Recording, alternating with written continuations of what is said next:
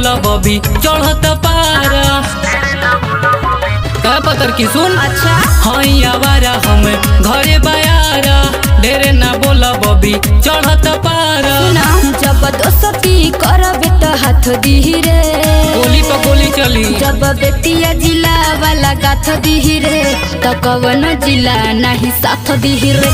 जब बेतिया जिला वाला गाथ दिही रे तो कवन जिला नहीं साथ दिही रे।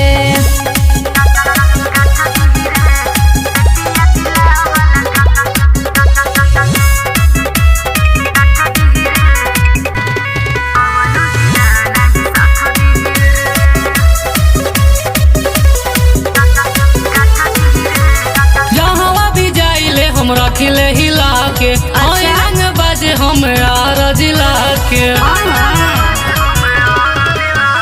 जहाँ भी जाइले हम रखिले हिला के रंग बाजे हमरा जिला के।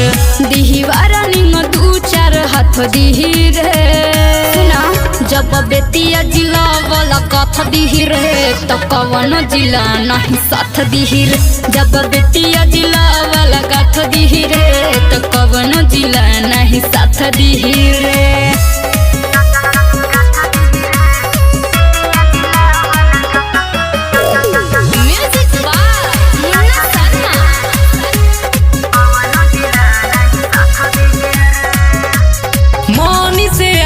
के सगरो बचारे चा पुलिस के आगे सुन लागे नहीं खर्चा बुझाइल। राइटर राजा के बस सगरो चर्चा पुलिस के आगे सुन लागे नहीं खर्चा। बुरा करबे तो साथ नहीं गाथ दिही रे।